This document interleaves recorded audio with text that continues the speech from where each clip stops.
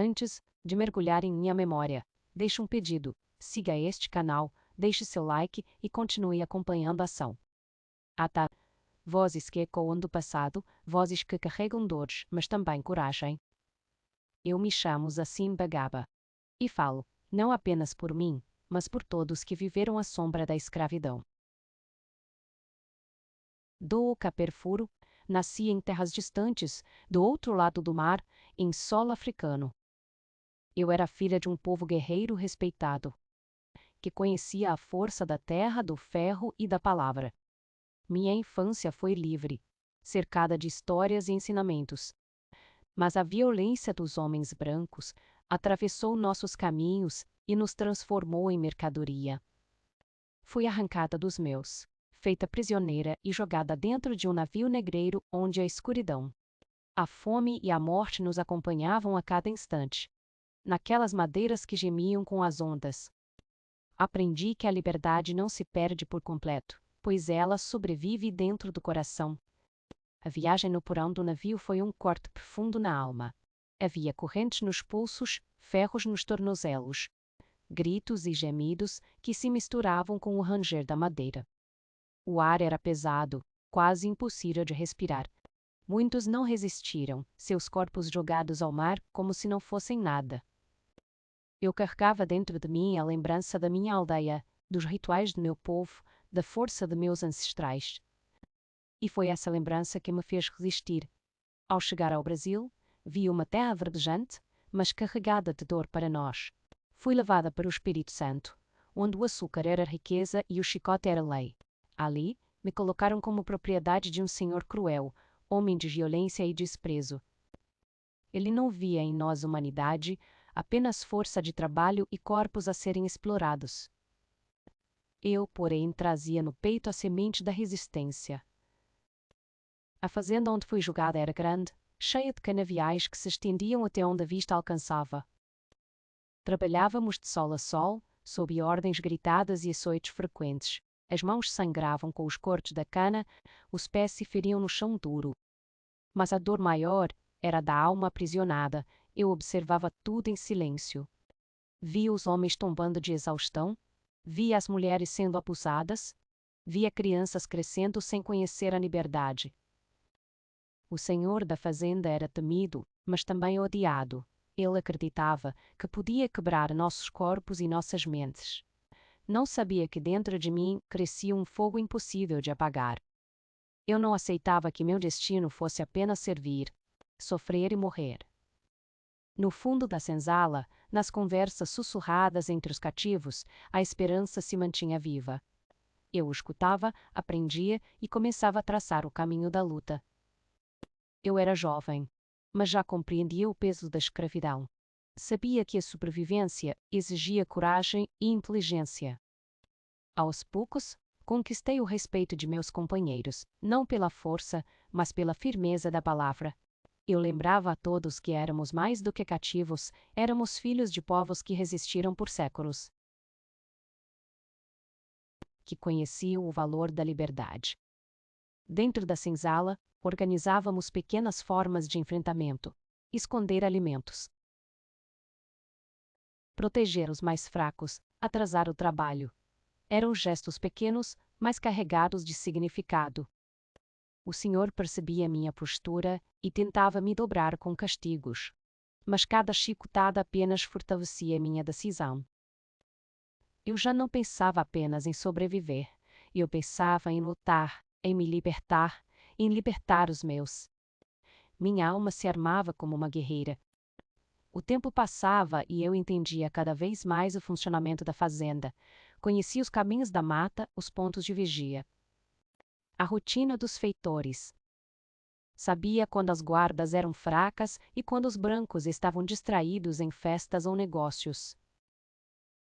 A escravidão me obrigou a observar com atenção, e essa atenção se transformou em estratégia. Eu comecei a planejar algo maior, algo que pudesse quebrar as correntes de muitos, não apenas as minhas. Na escuridão da senzala, reunia os mais confiáveis. Falávamos baixo, como quem compartilha um segredo proibido. Sonhávamos com a fuga, mas eu sonhava ainda mais alto, sonhava com a revolta. Sabia que a luta traria sangue, mas também sabia que a liberdade nunca foi dada, sempre foi conquistada. E eu estava pronta para liderar esse caminho. As noites eram meu refúgio e meu campo de aprendizado, enquanto os feitores e o senhor da fazenda mergulhavam no sono. Eu me mantinha desperta, escutando cada som da mata, reconhecendo o chamado dos animais, entendendo a direção do vento. A escuridão me ensinava a enxergar além dos olhos, a sentir o caminho com o corpo. Eu sabia que a fuga não seria simples, porque não se tratava apenas de correr para fora da fazenda. Era preciso sobreviver na mata, escapar das patrulhas, driblar os cães farejadores e encontrar abrigo. O medo rondava, mas o medo também era combustível. Dentro da senzala, cada olhar que cruzava o meu era um pacto silencioso. Muitos tinham desistido de sonhar, mas quando ouviam minhas palavras sobre liberdade, um brilho reacendia em seus olhos. Eu não falava como quem promete, eu falava como quem decide, e essa decisão contagiava. Havia dias em que a dor quase nos esmagava. O senhor da fazenda gostava de mostrar seu poder castigando em público. Eu vi homens fortes serem derrubados pelo chicote. Vi mulheres chorando enquanto tinham seus filhos arrancados dos braços. Tudo isso ele fazia para nos lembrar que éramos propriedade.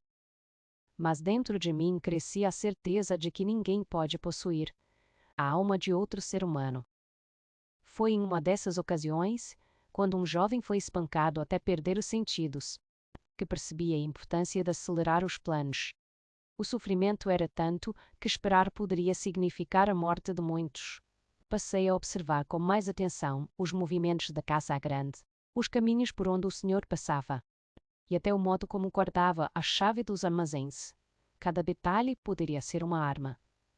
E eu, silenciosamente, fui transformando minhas observações em estratégias. A senzala não era apenas prisão, era também escola de resistência. À noite, quando o silêncio da fazenda parecia absoluto, nós contávamos histórias. Eu falava das minhas origens, dos guerreiros do meu povo, das rainhas que resistiram contra invasores. Os mais velhos lembravam cantos de suas terras, e juntos mantínhamos viva a chama da ancestralidade. Essas histórias nos fortaleciam, lembrando que não éramos apenas vítimas, mas descendentes de povos que conheciam a luta. Foi nesse ambiente que comecei a organizar um pequeno círculo de confiança. Não eram muitos, mas eram determinados. Havia homens fortes, mulheres astutas, jovens corajosos. Cada um tinha uma função: observar, guardar comida, aprender o caminho da mata. Não era apenas fuga que planejávamos, era resistência organizada. Eu já não pensava como uma escrava, eu pensava como líder. Os primeiros ensaios da revolta foram discretos. Uma vez, escondemos parte da produção de alimentos. Noutra, atrasamos o trabalho para testar a reação dos feitores. Pequenos gestos que pareciam insignificantes, mas que tinham um propósito maior: criar confiança entre nós e medir até onde poderíamos ir sem levantar suspeitas graves. Cada vitória, por menor que fosse, enchia nossos corações de coragem.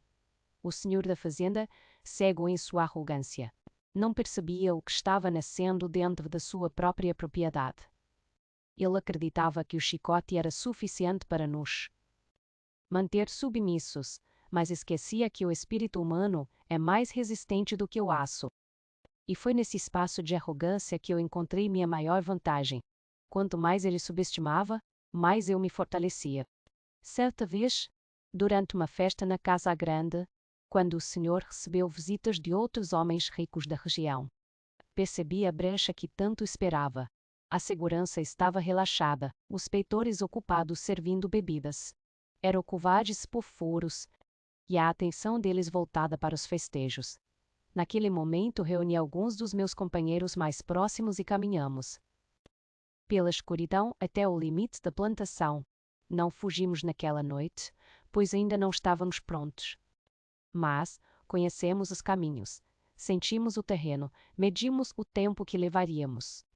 Foi como se tivéssemos ensaiado o início da liberdade. Quando voltamos à senzala, nossos corações batiam acelerados. Não de medo, mas de expectativa. Eu sabia que estávamos cada vez mais próximos de romper as correntes.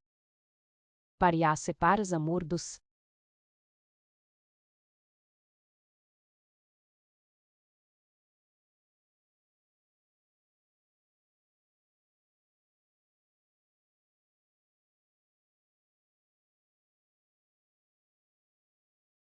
Mais brás separamos, mer separa sais mais para as pais preinteiros pro humor do riba. Mais darba tarabaras eze, as zeros, turieiros zaparam mais obocheiro fai peru. A revolta já não era apenas um sonho, era um destino traçado. A cada dia que passava, a confiança entre nós crescia, já não éramos apenas escravizados unidos pela dor, éramos companheiros de uma causa maior, e eu percebia como os olhares mudavam. Como os corpos cansados se erguiam com mais firmeza quando falávamos em liberdade. Havia, no entanto, o risco constante, a traição. Sempre existia o medo de que algum escravizado, tomado pelo desespero ou pela promessa de favores do Senhor, entregasse nossos planos. Por isso, eu era cautelosa. Não revelava tudo a todos, apenas fragmentos como peças de um quebra-cabeça que só eu sabia montar. Aprendi que liderar não era apenas inspirar, mas também proteger. Aprendi que liderar não era apenas inspirar. Carregava o peso de saber que uma palavra errada poderia custar vidas. À noite, ao fechar os olhos no chão duro da senzala, eu pedia aos ancestrais que me dessem sabedoria para conduzir aquele povo ao caminho certo. Tindaria-te vento.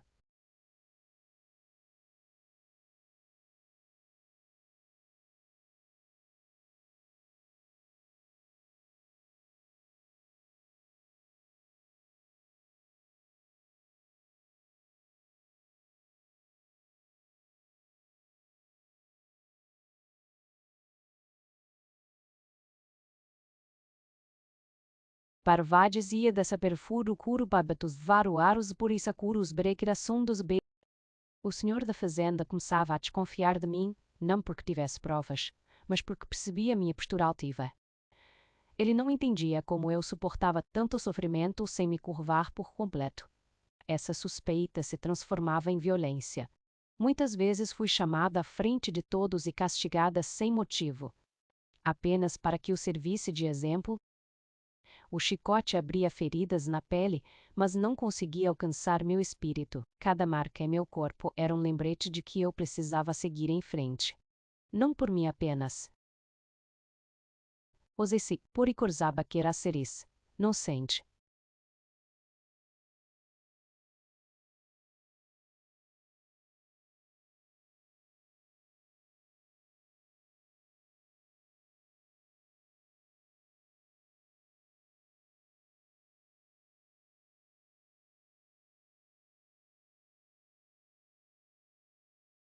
Cada maero bredari por esses sobrete da pada peres derubete da biriberi por esses breda peres bederes. Mas por todos que olhavam para mim com esperança. Eu me levantava após cada castigo e voltava ao trabalho com a cabeça erguida. Era a minha forma silenciosa de mostrar que não havia chicote capaz de quebrar minha vontade. E essa imagem, sem que o Senhor percebesse, fortalecia ainda mais o respeito dos outros por mim. O tempo se transformava em aliado. Quanto mais eu observava, mais entendia as falhas da estrutura da fazenda. Descobri, por exemplo, que os feitores tinham medo da mata. Para eles, o mato fechado era cheio de perigos, cobras, animais selvagens e até espíritos. Esse medo era uma arma em minhas mãos, pois eu conhecia o valor da floresta. Nas noites silenciosas, quando podia, caminhava discretamente até a beira da mata para reconhecer melhor o terreno. Cada árvore, cada pedra, cada riozinho escondido se tornava parte de meu mapa mental. A mata não era ameaça, era abrigo, era proteção, era o caminho para a liberdade. Eu sabia que quando chegasse o momento, não fugiríamos em desespero. Fugiríamos com estratégia. Como guerreiros que conhecem o campo de batalha. Enquanto organizava a revolta, eu também cuidava das dores do meu povo. As mulheres que choravam pelos abusos encontravam em mim um ombro firme. As crianças que cresciam sem conhecer o riso recebiam de mim histórias e cantos que falavam de reinos distantes onde éramos livres. Eu sabia que a luta não era apenas contra correntes de ferro, mas contra o esquecimento. Se esquecêssemos quem éramos, estaríamos derrotados, mesmo antes de tentar. Por isso, mantive vivas as tradições que lembrava da minha terra natal. Ensinei ritmos batidos nas palmas. Entoei canções que falavam de coragem, contei lendas que falavam de reis e rainhas. Era minha forma de alimentar o espírito da comunidade, pois uma luta sem memória é frágil, mas uma luta enraizada na ancestralidade se torna invencível. O senhor da fazenda, cego em sua arrogância, acreditava que o medo era suficiente para manter todos em silêncio. Não percebia que nas sombras algo crescia. Eu já havia decidido que não esperaria a liberdade cair dos céus, porque sabia que ela nunca viria de mãos generosas. Precisávamos tomá-la, e para isso planejei o primeiro passo: atacar não apenas com fuga, mas com revolta. Nosso objetivo era conquistar a liberdade e transformar a mata em quilombo. Em refúgio seguro, nossos corpos seriam nossas armas, nossa coragem seria nosso escudo. Por sim para povento forte povou, e atendo, nossas corto povento matarhardas, e atendo, povento povou, menta. Naquela época, muitos ainda hesitavam, temendo o que poderia acontecer. Eu não julgava o medo, pois ele fazia parte de nós. Mas dizia a todos que pior do que morrer tentando era morrer lentamente nas correntes. Essa verdade penetrava fundo, e aos poucos todos compreendiam que a hora estava chegando. Os dias que antecederam nossa revolta foram cheios de tensão. Cada passo que eu dava na fazenda parecia carregado de risco. O senhor da fazenda me observava com desconfiança, e os feitores andavam sempre de olhos atentos. Mas eu já estava decidida, não havia mais volta. O que me mantinha firme era o olhar de cada homem e cada mulher da senzala, que já não carregava apenas resignação, mas esperança. A cada noite, reuníamos pequenos grupos, quase sempre em silêncio, comunicando-nos mais com gestos do que com palavras. Aprendemos a guardar comida escondida, a enrolar pedaços de cana para enganar a fome, a encher pequenas cabaças com água para a fuga. Até mesmo as crianças tinham sua participação, guardando sementes e raízes que poderiam nos ajudar na sobrevivência. Era como se todos estivessem se transformando em guerreiros invisíveis, prontos para o momento da ruptura.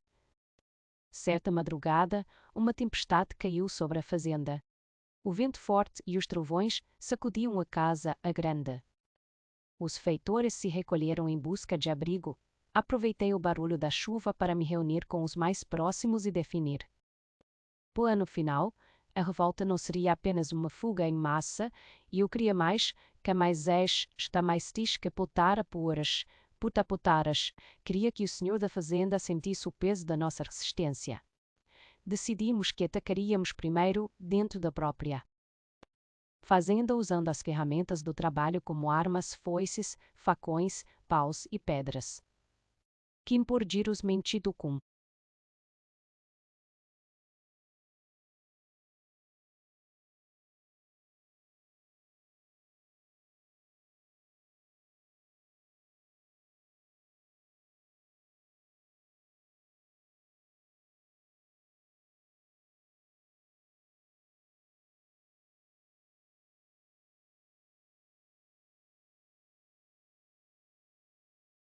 Fazia que Dio faz o furo sintizama baduzamado de do sul da padra.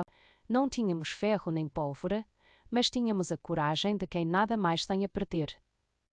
A ideia era simples e ousada: dominar os feitores, libertar todos da senzala e em seguida fugir para a mata, onde fundaríamos nosso refúgio. O plano estava traçado. Só faltava o momento certo para agir. A tensão aumentava a cada dia. Eu sentia o peso da responsabilidade como se fosse uma pedra em meu peito. Sabia que se falhássemos a vingança do Senhor seria cruel, mas também sabia que, se não tentássemos, continuaríamos a morrer aos poucos. Era uma escolha entre duas mortes, a lenta, nas correntes, ou a rápida, com dignidade. Meu corpo carregava cicatrizes, mas era minha alma que estava marcada com a decisão. Eu passava os dias trabalhando como se fosse apenas mais uma escrava, cortando cana, carregando peso, obedecendo aos gritos. Mas por dentro, cada golpe de facão contra a planta era um ensaio para o golpe que daríamos contra a opressão. As noites se tornaram impossíveis de dormir. Cada som da mata parecia um aviso. Cada sussurro da senzala parecia um chamado. O coração batia como tambor de guerra. Então veio a noite escolhida. O céu estava escuro, sem lua, como se até os astros tivessem decidido se esconder para nos dar cobertura. Eu caminhei pela senzala e toquei os ombros de cada companheiro, sinalizando que a hora havia chegado. Ninguém disse uma palavra, mas todos entenderam. As crianças foram levadas para o canto mais protegido, sob os cuidados das mulheres mais velhas. Os homens mais fortes se posicionaram com ferramentas escondidas. O silêncio era pesado, mas dentro dele havia uma força que nunca tínhamos sentido antes. Eu ergui os olhos para o céu e pedi aos ancestrais que nos guiassem. Então, com um simples gesto de minha mão, a revolta começou. O primeiro alvo foram os feitores. Avançamos com fúria contida por anos de humilhação. Os gritos ecoaram pela noite, misturados ao choque do inesperado. O senhor da fazenda, em sua arrogância, demorou a entender o que estava acontecendo. Pensava que uma rebelião era impossível. Mas naquela noite, descobriu que o chicote não podia deter a coragem de um povo decidido. Tomamos o controle da senzala e da cozinha, libertando os que ainda estavam presos. Mulheres que sempre haviam sido tratadas como objetos agora se levantavam com pedras e paus nas mãos, mostrando uma força que surpreendia até mesmo os homens. O fogo da liberdade estava aceso, e não havia como apagá-lo.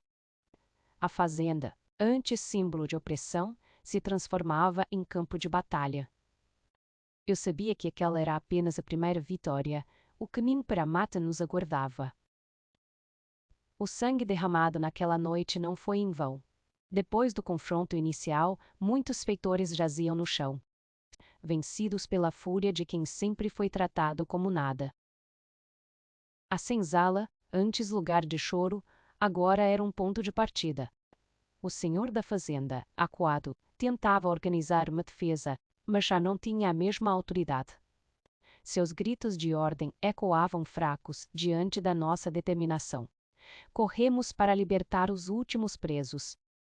E quando vi aquelas correntes caindo, senti como se um pedaço de minha própria alma estivesse sendo solto.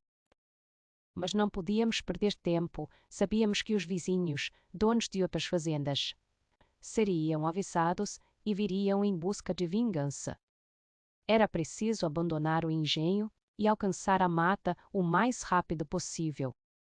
A noite ainda era nossa aliada e partimos em silêncio, guiados pelas estrelas e pelo instinto de liberdade.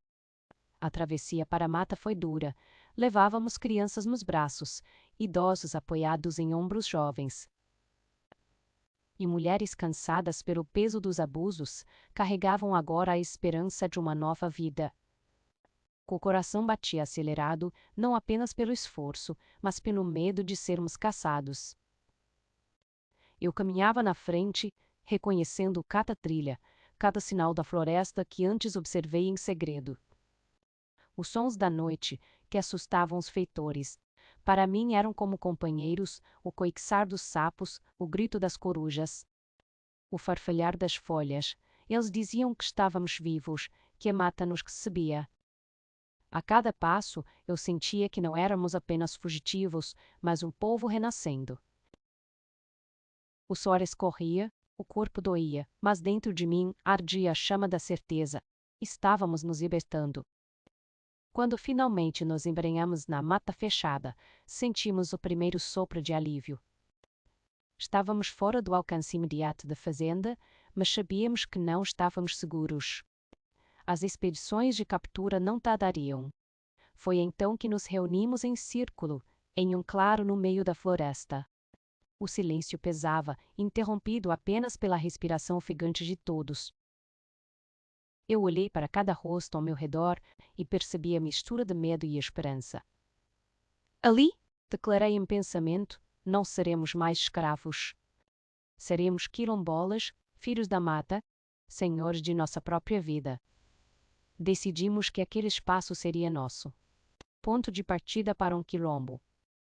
E assim começou nossa segunda batalha, não apenas fugir, mas resistir. A mata que para os brancos era ameaça, para nós seria casa, fortaleza e templo. A vida na mata exigia coragem e aprendizado rápido. Construímos abrigos improvisados com troncos e folhas. Dividimos a pouca comida que tínhamos levado, e pouco a pouco aprendemos a caçar e a pescar. As mulheres recolhiam frutos e raízes, os homens faziam armadilhas, e até as crianças ajudavam, coletando gravetos para o fogo. Tudo era dividido, pois sabíamos que a força estava na união. Nas noites, ao redor da fogueira, eu lembrava a todos que não éramos apenas fugitivos, éramos parte de uma luta muito maior. Contava histórias de outros quilombos que resistiram, de guerreiros que nunca se curvaram. Essas palavras mantinham viva a esperança. Cada chama que iluminava nossos rostos era também um símbolo de que a liberdade podia ser mantida acesa, mesmo nas maiores dificuldades. Logo percebemos que o quilombo não poderia viver apenas de esconderijo. Precisávamos também de coragem para enfrentar os inimigos que viriam. Organizamos vigias nas trilhas. Montamos sinais para alertar sobre a aproximação de caçadores de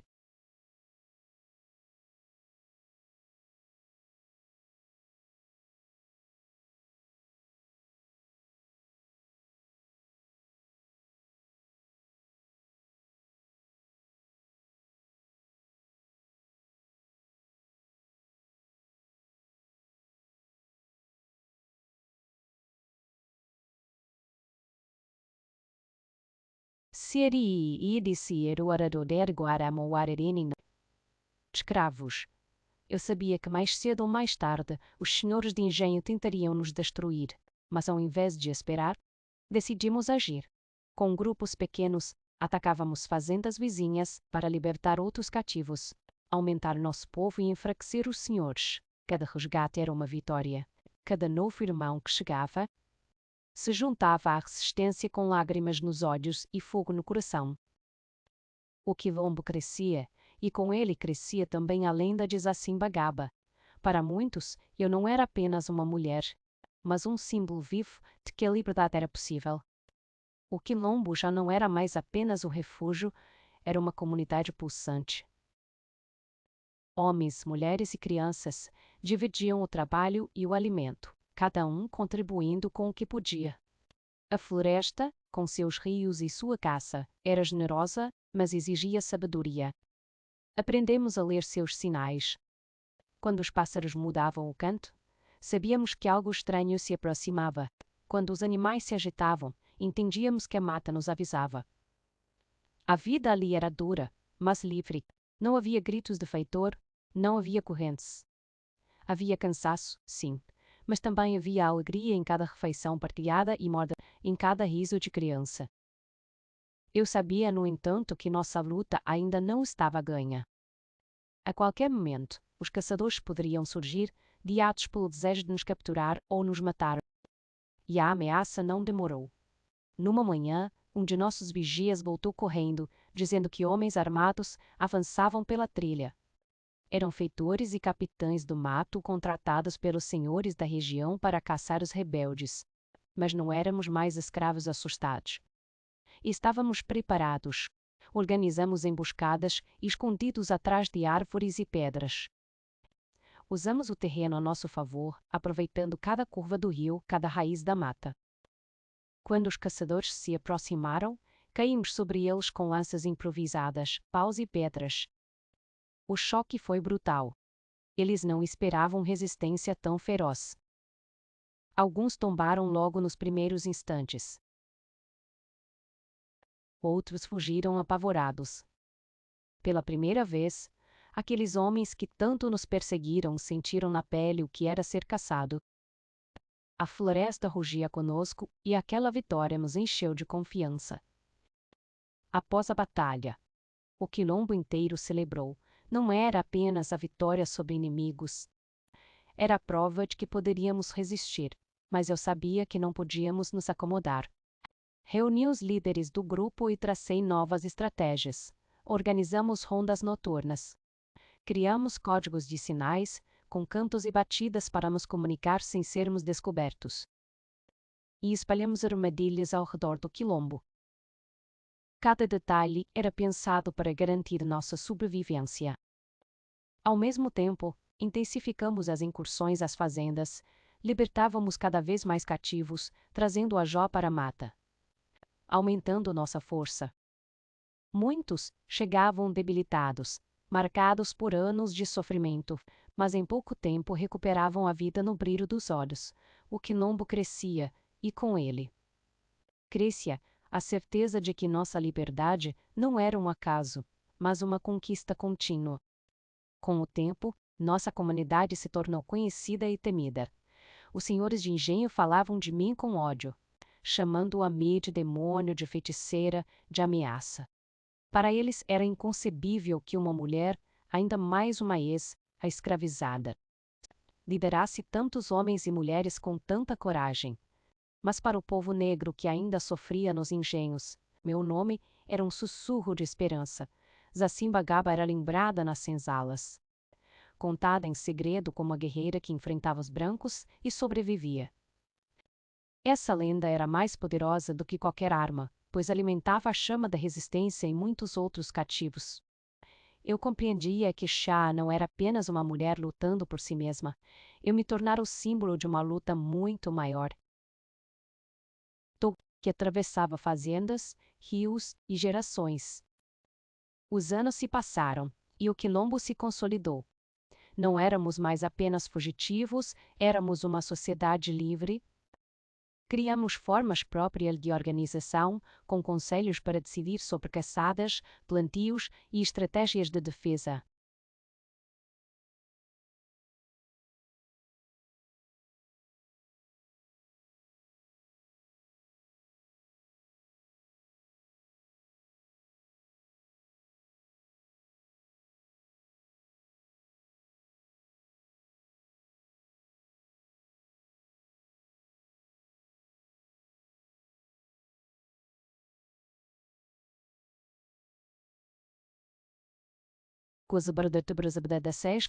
Havia rituais que nos ligavam aos ancestrais, festas em que dançávamos e cantávamos como nossos povos faziam antes da fé e escravidão. A vida no quilombo era dura, mas era digna, e cada novo nascer do sol era celebrado como vitória. Eu, já marcada pelo tempo e pelas lutas, olhava para aquelas crianças correndo livres na mata e sentia que todo o sacrifício havia valido a pena. Sabia que muitos ainda sofreriam, que a escravidão continuaria por anos. Mas também sabia que tínhamos plantado uma semente. O quilombo era a prova de que a liberdade podia florescer, mesmo sob as correntes mais pesadas. Com o quilombo consolidado, a vida seguia seu curso, mas eu sabia que a luta nunca terminava. Muitas vezes, recebíamos notícias de outros cativos que sonhavam em se libertar e buscavam caminho até nós. Inars. Dom furmo ração to furmo ração. Purumu ração, noron muro. Purumurra, noron muro. Purumurra, noron muro.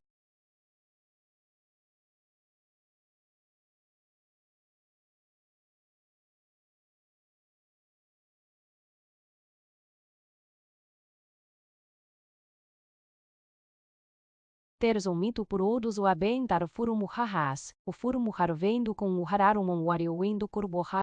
Alguns chegavam durante a noite, guiados por estrelas e pela esperança. Cada novo grupo trazia histórias de dor, mas também de coragem. E assim, Nosso quilombo se fortalecia não apenas em número, mas em espírito. Porém, as caçadas também se intensificavam. Senhores da região se uniam para tentar nos destruir. Mas a mata seguia sendo nossa aliada. Nós a conhecíamos como ninguém. Era como se ela nos escondesse e nos protegesse, tornando-se extensão de nossos corpos. A cada emboscada frustrada, a fama do quilombo crescia e, com ela, a certeza de que nossa luta inspirava muito além de nossas fronteiras. O tempo foi me envelhecendo e minhas marcas de guerra se acumulavam. As cicatrizes nos braços e nas costas eram testemunhas de tudo o que havia enfrentado. Mas minha força não estava apenas no corpo, estava no espírito. Eu já não empunhava armas como antes, mas minha palavra continuava sendo farol para meu povo. Reunia todos em volta da fogueira e lembrava: nunca se esqueçam de quem são, nunca aceitem correntes, nunca deixem de lutar. Eu dizia que nossa liberdade não era apenas um direito, era uma herança que devíamos proteger para os que ainda viriam. Ver os jovens treinando com lanças, caçando na mata, defendendo o quilombo com coragem, me enchia de orgulho. Eu sabia que quando minha hora chegasse, não partiria em silêncio, mas deixaria atrás de mim uma chama que não poderia ser apagada. As noites no quilombo eram sagradas. Em meio ao som dos tambores, cantávamos e dançávamos em honra aos nossos ancestrais. Era nesses momentos que eu sentia a presença de minha terra natal, da África, que me fora arrancada. Cada batida do tambor era como o eco de meu povo me chamando de volta, mas também me lembrando que eu havia cumprido minha missão aqui. Não éramos mais sombras nas senzalas, éramos vozes livres na mata. Mesmo cansada, eu participava das rodas, batia palmas e sorria ao ver crianças aprendendo os cânticos que eu trouxera da juventude. Era como se o tempo tivesse fechado o círculo. De porém assente, aquilo que tentaram destruir, renascia em cada gesto, em cada música, em cada corpo que se movia com alegria. A escravidão podia ferir, mas não podia apagar a memória nem a cultura de um povo. Já idosa, eu sentia que meu corpo enfraquecia. Caminhar longas distâncias já não era possível. Mas meu espírito seguia firme. Passei a orientar os mais jovens, entregando a eles tudo o que aprendi, como se esconder na mata, como reconhecer as estrelas, como nunca confiar no silêncio dos brancos. Eu sabia que minha partida se aproximava, e não temia a morte. Para mim, morrer em liberdade era a maior vitória que uma pessoa poderia ter. Eu dizia a todos: se um dia eu me for, não me chorem com tristeza. Ter-me for, a expor barara.